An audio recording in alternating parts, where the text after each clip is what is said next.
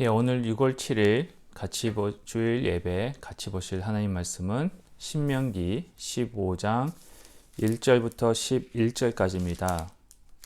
신명기 15장 1절부터 11절까지 제가 봉독해 드리겠습니다. 매 7년 끝에는 면제하라. 면제의 규례는 이러하니라. 그의 이웃에게 꾸어진 모든 채주는 그것을 면제하고 그의 이웃에게나 그 형제에게 독촉하지 말지니 이는 여호와를 위하여 면제를 선포하였음이라. 이방인에게는 내가 독촉하려니와 내 형제에게 꾸어준 것은 내 손에서 면제하라. 내가 만일 내 하나님 여호와의 말씀만 듣고 내가 오늘 내게 내리는 그 명령을 다 지켜 행하면 내 하나님 여호와께서 내게 기업으로 주신 땅에서 내가 반드시 복을 받으리니 너희 중에 가난한 자가 없으리라. 내 하나님 여호와께서 내게 허락하신 대로 내게 복을 주시리니 내가 여러 나라에 꾸어 줄지라도 너는 꾸지 아니하겠고 내가 여러 나라를 통치할지라도 너는 통치를 당하지 아니하리라. 내 하나님 여호와께서 내게 주신 땅 어느 성읍에서든지 가난한 형제가 너와 함께 거주하거든 그 가난한 형제에게 내 마음을 완악하게 하지 말며 내 손을 움켜쥐지 말고 반드시 내 손을 그에게 펴서 그에게 필요한 대로 쓸 것을 넉넉히 꾸어 주라. 삼가 너는 마음에 악한 생각을 품지 말라. 곧 이르기를 일곱째 해 면제년이 가까이 왔다 하고 내 궁핍함 형제를 악한 눈으로 바라보며 아무것도 주지 아니하면 그가 너를 여호와께 호소하리니 그것이 내게 죄가 되리라. 너는 반드시 그에게 줄 것이요 줄 때에는 아끼는 마음을 품지 말 것이니라. 이로 말미암아 내 하나님 여호와께서 내가 하는 모든 일과 내 손이 닿는 모든 일에 내게 복을 주시리라. 땅에는 언제든지 가난한 자가 그치지 아니하겠으므로 내가 내게 명령하여 이르노니 너는 반드시 내 땅 안에 내 형제 중 곤란한 자와 궁핍한 자에게 내 손을 펼지니라. 아멘. 오늘 말씀을 통해서 하나님의 모습 그리고 저희들의 모습을 한번 같이 살펴봤으면 좋겠습니다. 많은 분들이요 구약 시대 때에 하나님을 생각하면은 좀 많이 하나님을 무서워하는 마음이 많이 있습니다. 그리고 하나님은 맨날 혼내시는 하나님, 심판하시는 하나님. 그래서 1세기 때는요 그런 말시온이라는 이제 이단들도 나왔는데 그 이단들은 구약에 나와 있는 하나님이 너무 무서운 하나님으로만 묘사되고 있다고 생각해서 구약을 아예 이렇게 성경에서 버려버리는 그런 잘못을 범하는 그런 이단들도 있었습니다. 신약에 나와 있는 하나님만 진짜 하나님이라는 거죠. 왜 신약에 나와 있는 하나님이 자비의 하나님, 은혜의 하나님, 사랑의 하나님으로 나와 있고 구약의 하나님은 심판하시는 하나님, 야단치시는 하나님, 명령하시는 하나님으로만 나와 있기 때문에 그 이단들은 그런 하나님은 신약에 나와 있는 하나님과 다르다 생각해서 이제 구약을 완전히 포기하는 그러한 실수를 범했습니다. 그런데 오늘 그 신명기 15장에 보시면은요, 솔직히 구약에 나와 있는 구약에서 소개하고 있는 하나님도 자비의 하나님, 은혜의 하나님, 또 사랑의 하나님의 모습을 많이 보여주고 계십니다. 특별히 오늘 말씀은요, 너무나도 하나님의 은혜가 사랑스러운 하나님의 모습, 사랑하시는 모습, 또 은혜를 베푸시는 모습이 잘 나타나고 있습니다.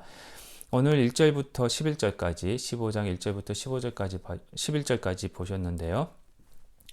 신명기 15장 1절부터 11절까지 내용을 두 부분으로 나누면은요.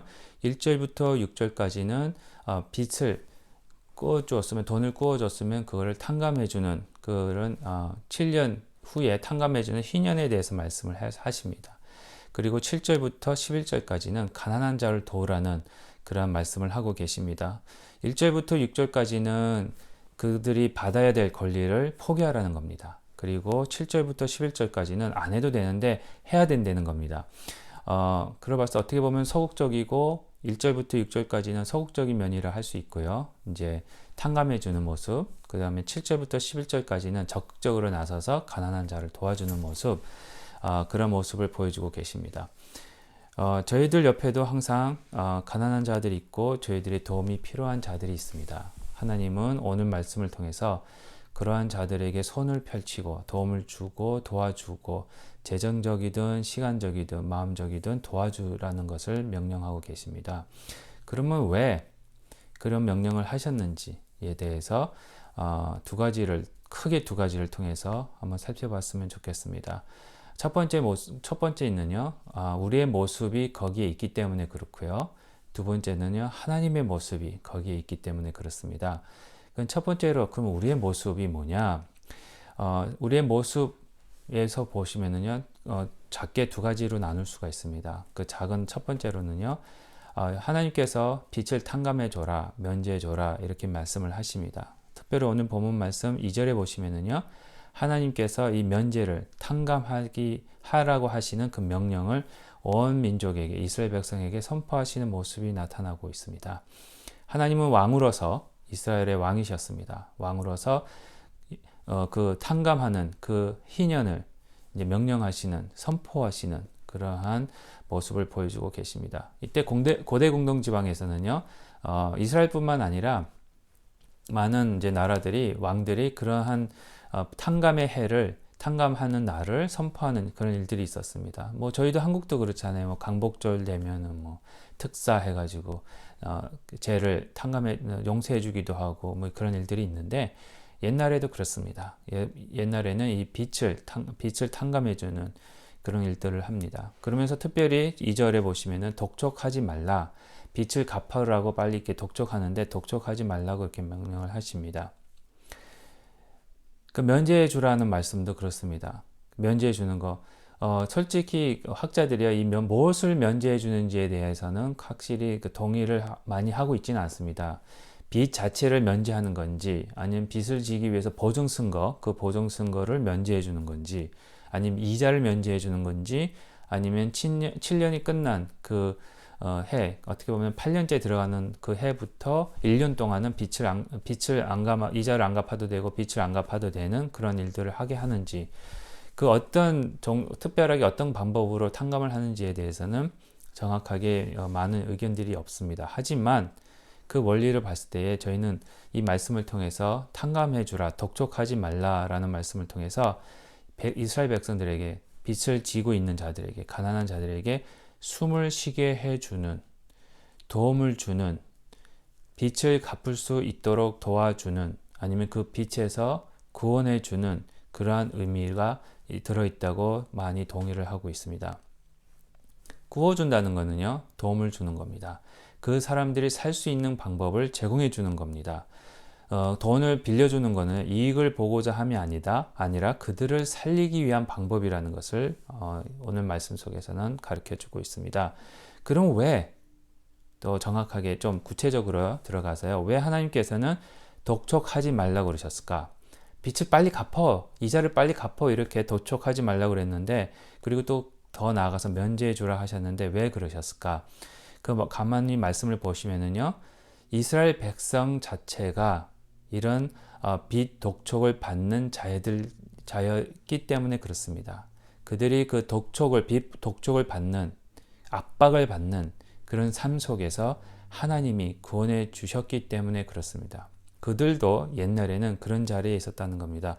특별히 오늘 본문 말씀 2절에 보시면 이 독촉이라는 이 단어를 가만히 보시면은요, 찾아보니까요, 이 단어가, 히브리어 단어가 여기 말고 어디에 써있나 한번 찾아봤습니다. 그랬더니 이 신명기까지는요, 출애굽기에서만 5번이 나옵니다.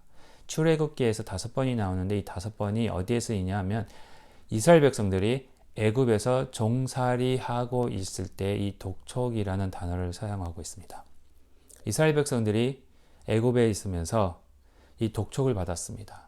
노예로 살면서 억압을 받았습니다. 압박을 받았습니다. 심지어 모세가 가서 바로에게 이스라엘 백성들을 내보내라 이랬을 때에 화가 나서 바로가 그 벽돌을 쌓는데 벽돌에 필요한 주지를 않고 너희들이 알아서 이렇게 해라 했을 때 이 독촉하는 그런 단어가 여기서 쓰이고 있습니다.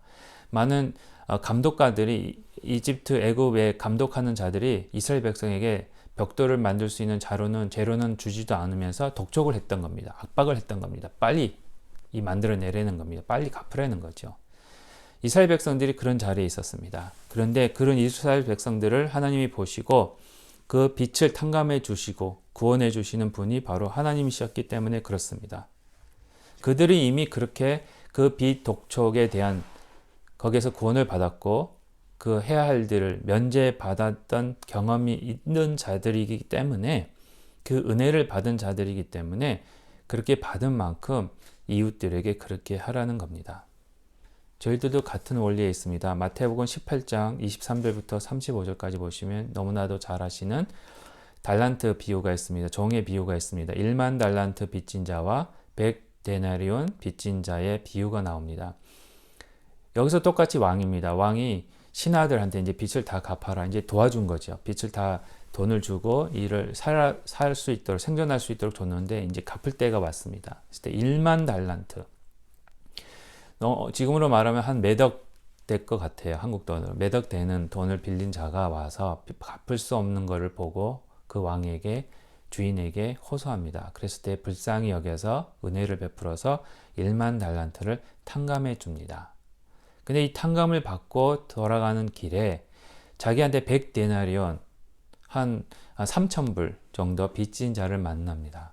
그 만난 자를 붙잡고는 그 자가 빚을 갚을 때까지 한번 봐달라고 용서를 비는데도 불구하고 무시하고 감옥에 가두는 그러한 일을 합니다. 그랬을 때에 그 주인이 왕이 1만 달란트 탕감받은 그 종을 불러다가 이렇게 얘기합니다. 내가 너를 1만 달란트를 탕감해 줬는데 겨우 100데나리온을 탕감해 줄 수 없느냐 하면서 그 1만 달란트를 다 갚을 때까지 옥에 가서 내가 이를 갈며 후회할 것이다 라고 이제 옥에다 가두는 그런 장면이 나옵니다. 저희들은 이와 같이 1만 달란트를 탕감받은 자들이었습니다. 하나님은 1만 달란트를 탕감해 주시고는 100데나리온을 나누라고 하시는 겁니다. 그런데 저희는 때때로 1만 달란트 탕감받은 것을 잊어버리고 나한테 100데나리온 빚진 자를 찾아다가 압박하는 겁니다. 갚으라고. 더 도와줄 수 없다고 그런 얘기를 합니다. 항상 하나님은 저희들에게 먼저 이런 말씀을 하고 계십니다. 저희들이 먼저 이런 빚진 자였다는 것. 하나님이 예수님을 통해서 저희들에게 그 빚을 갚아 주셨다는 것, 은혜를 받았다는 것에 대해서 보여주고 계십니다. 은혜 받은 자가 은혜를 베풀어야 된다는 것을 보여주고 계시는 겁니다. 누가복음 6장 33절에서 34절에도 이런 말씀을 하고 계십니다. 너희가 만일 선대하는 자만을 선대하면 칭찬받을 것이 무엇이냐? 죄인들도 이렇게 하느니라. 너희가 받기를 바라고 사람들에게 구워주면 칭찬받을 것이 무엇이냐? 죄인들도 그만큼 받고자 하여 죄인에게 구워주느니라. 받을 것을 생각하고 구워주면 내가 도와주고 싶어하는 자들에게만 도움을 주면 그것이 무슨 칭찬이 되겠느냐 이렇게 말씀을 하시는 겁니다. 여기서 칭찬이라는 단어를 살펴보니까요. 은혜입니다. 너희가 받기를 바라고 사람들에게 빌려주면 그게 무슨 은혜가 되겠느냐 그겁니다. 내가 도와주고 싶어하는 사람들만 도와주면 그게 무슨 은혜가 되겠느냐 그겁니다. 은혜가 뭡니까? 은혜는 그가 받을 수 없는 자격인데도 불구하고 주시는 겁니다. 저희들이 구원받을 수 있는 자격이 없음에도 불구하고 하나님이 구원해 주신 게 은혜입니다. 다시 말씀드리면 우리가 받을 것 생각을 안 하고 주면 그게 은혜를 베푸는 겁니다. 우리가 싫어하는 자지만 미워할 수밖에 없지만 그러나 사랑을 베풀고 선대를 베푸는 것이 은혜라는 겁니다. 그 사람은 나한테서 그것을 사랑을 받을 만한 자격이 없습니다. 압니다. 그렇지만 주는 것이 은혜입니다. 저희들도 똑같습니다. 저희들도 하나님 앞에서 하나님의 사랑을 받을 만한 자격이 없었습니다. 하나님의 구원을 받을 만한 자격이 없는 자들입니다. 그러나 하나님은 저희들을 구원해 주셨고요. 여러분들을 사랑해 주셨습니다. 은혜를 받은 자들입니다. 또한 이 은혜라는 단어는요. 능력이라는 단어로 의미로 해석이 되기도 합니다. 카리스거든요. 은혜가. 근데 솔직히 카리스마가 있다 이렇게 말씀 많이 들어보셨죠? 이게 어떤 지도력이 있다, 능력이 있다 이렇게 많이 또 해석이 되는데 그게 여기서 은혜라는 단어에서 나온 겁니다. 능력이 있다는 겁니다. 받을 자격이 없는 자에게 우리가 은혜를 베푸는 거, 빌려주고 도움을 주는 거, 그건 능력이 있어야 됩니다. 그런 만한 능력이 없으면요, 저희들이 또 할 수가 없습니다. 그런 능력은 어디서 오느냐? 내게 능력 주시는 자 안에서, 예수 그리스도의 은혜 안에서만 그런 능력을 베풀 수가 있다는 겁니다. 저희들은 이미 그 능력 안에 들어와 있습니다. 하나님은 그래서 베풀라 하십니다. 또 하나 우리들의 모습의 작은 두 번째는요. 우리도 가난한 자였기 때문에 그렇습니다. 하나님으로부터 탕감을 받아야 되는 자들이었습니다. 또한 탕감을 받고 재용서함을 받은 자들이 또한 저희들 속에 비어있는 그것들을 너무나도 가난한 저희들 하나님의 채우심을 하나님의 채우시는 은혜가 필요했던 자들이었다는 겁니다. 출애굽기 22장 21절부터 22절에 이런 말씀이 있습니다. 이스라엘 백성들에게 이런 말씀을 하시는 겁니다. 너는 이방 나그네를 압제하지 말며 그들을 학대하지 말라. 너희도 애굽 땅에서 나그네였음이니라. 너는 가부나 고아를 해롭게 하지 말라. 내가 만일 그들을 해롭게 함으로 그들이 내게 부르짖으면 내가 반드시 그 부르짖음을 들으리라. 가난한 자들이 부르짖는다는 겁니다. 이스라엘 백성들이 애굽에서 가난한 자들이었고요. 나그네였습니다. 그래서 하나님께 부르짖은 겁니다. 출애굽기 2장 23절부터 24절에 이스라엘 백성들이 부르짖는 모습이 여기서 나옵니다.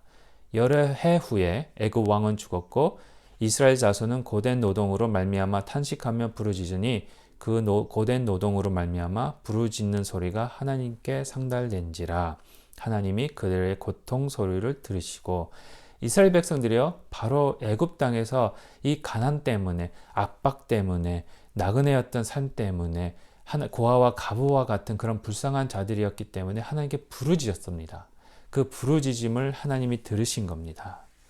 시편 70편 1절에서 5절에서도 이런 말씀이 있습니다. 하나님이여 나를 건지소서 여호와여 속히 나를 도우소서 나의 영혼을 찾는 자들이 수치와 무한을 당하게 하시며 나의 상함을 기뻐하는 자들이 뒤로 물러가 수모를 당하게 하소서. 아하 아하 하는 자들이 자기 수치로 말미암아 뒤로 물러가게 하소서. 주를 찾는 모든 자들이 주로 말미암아 기뻐하고 즐거워하게 하시며 주의 구원을 사랑하는 자들이 항상 말하기를 하나님은 위대하시다 하게 하소서. 나는 가난하고 궁핍하오니 하나님이여 속히 내게 임하소서. 주는 나의 도움이시오 나를 건지시는 이시오니 여호와여 지체하지 마소서. 다윗이 여기서 부르짖는 것 같이 이스라엘 백성들이 바로 가난하고 궁핍하였던 자였습니다. 그러면서 하나님께 부르짖는 모습이 여기서 나오고 있습니다. 저희들이 그런 자들이었습니다. 너무나도 가난해서 궁핍해서 하나님께 부르짖은 자들이었습니다. 저희들이 처음부터 이 땅에 들어오면서 뭘 가지고 온 거는 하나도 없습니다. 그렇죠? 가난한 자들이었습니다. 하나님이 채우신 겁니다. 지금 저희들이 이렇게 사는 거 보면은 너무나도 은혜를 많이 받았고 축복을 많이 받았다는 것을 저희들이 고백할 수밖에 없습니다. 미국 땅에 처음 오셨을 때 죄송합니다. 저의 경험을 말씀드려서 죄송한데 저희가 미국 처음 왔을 때 딱 이민 가방 2개 들고 왔습니다. 아무것도 없었습니다. 신학교에서 공부하는데 통장에서 한 번은 통장에 돈이 5전밖에 없었습니다. 그때 너무 이제 결혼하기 전인데요. 너무 그럴 때 있더라고요. 근데 하나님이 어떻습니까? 지금 너무나도 차고 넘치게 풍부하게 저희들에게 허락해 주시고 계십니다. 그게 하나님의 은혜입니다. 가난함을 모르면은요, 예수님을 찾을 수가 없습니다. 저희들이 병자가 아프다는 것을 모르면 의사를 찾아가지를 않습니다. 저희들이 부족하다, 채워짐이 있어야 된다, 가난하다, 이런 것을 깨닫지 못하면 예수님이 필요하다는 것을 저희들이 체험할 수가 없습니다. 그래서 마태복음 5장이나 6장에도 계속 이런 말씀을 하시는 겁니다. 마태복음 5장에서도 심령이 가난한 자는 복이 있나니 천국이 그들의 것이요. 누가복음 6장에서도요. 가난한 자는 복이 있나니 하나님의 나라가 너희 것임이라. 내가 가난하다는 것을 잊어버리면은요. 그걸 부인하는 순간 저희들에게는 더 이상 예수님이 필요가 없다고 생각하게 됩니다. 예수님을 찾지 않습니다. 왜? 이미 채워져 있기 때문에. 그래서 마태복음 12장의 어리석은 부자, 곳간이 차고 넘치는 보고는 만족해합니다. 아, 이제 됐다. 나 이제 충분하게 나 혼자 살 수 있어. 그랬을 때 하나님 뭐라 그러십니까? 어리석은 부자야. 지금 당장 오늘 밤이라도 너의 생명을 걷어가면 이 많은 재물이 누구의 것이 되겠느냐? 바로 그겁니다. 저희들은 눈에 보이는 것이 재물이 많다고 해서 부자가 아닙니다. 저희 안에 심령 속에 예수 그리스도가 계셔야 부자가 될 수 있습니다. 예수님이 매일매일 저희들 삶 속에 들어오셔야 됩니다. 그게 궁핍하고 갈급한 마음이 있어야 된다는 겁니다. 그게 없으면 저희들이 하나님을 멀리할 수밖에 없기 때문에 그렇습니다. 이런 가난한 자이기 때문에 가난한 자를 도와주려는 겁니다. 그것이 저희들의 모습입니다. 저희들이 이미 핍박받은 독촉을 받은 자들이었고요. 그래서 하나님이 구원해 주셨습니다. 또 우리는 가난한 자들입니다. 가난한 자들이기 때문에 하나님이 저희들에게 찾아오신 겁니다. 복음을 주신 겁니다. 누가복음이나 야고보서에서도 보시면은 야고보서도 보시면은 가난한 자들에게 복음이 가고요. 가난한 자들을 택하시는 모습. 우리가 가난했기 때문에 하나님이 저희들을 택하시고 복음을 주셔서 예수를 믿게 하신 겁니다. 그것을 기억하고 저희들이 그런 모습 속에서 받은 은혜를 생각하고 그걸 나누려는 겁니다. 개구리, 올챙이적을 기억하셔야 됩니다. 크게 두 번째로는요. 거기에 또 하나님의 형상이 있습니다. 하나님의 형상. 왜 우리에게 그 가난한 자를 도우라 하시고 또 빚진 자들을 그 빚을 탕감해 주라 하시느냐 하면은요. 작은 첫 번째로는요.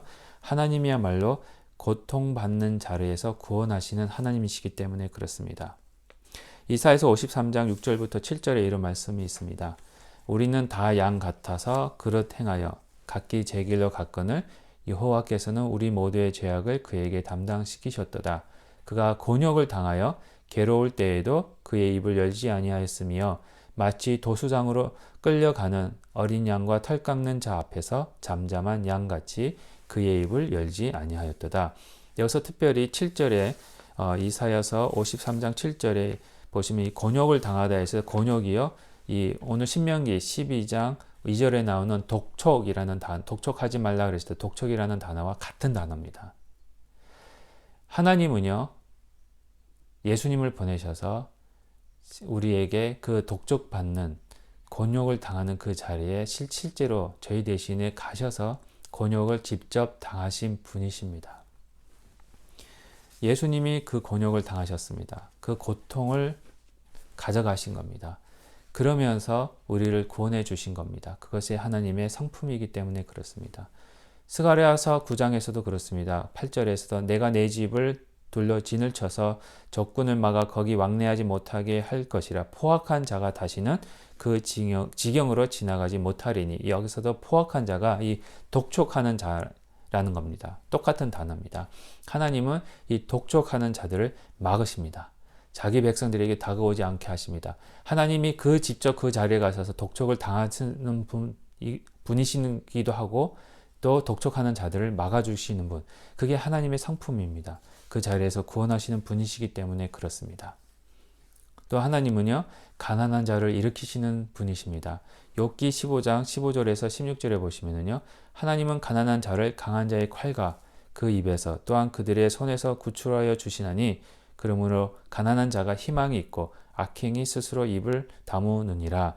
하나님은 가난한 자를 강한 자의 손에서 구원하시는 분이십니다.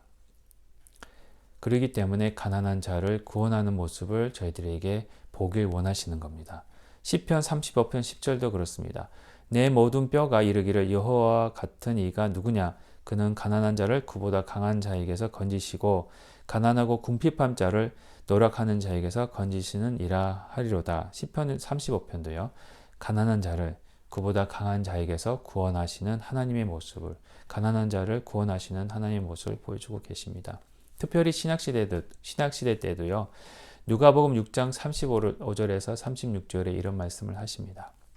오직 너희는 원수를 사랑하고 선대하며 아무것도 바라지 말고 구워주라.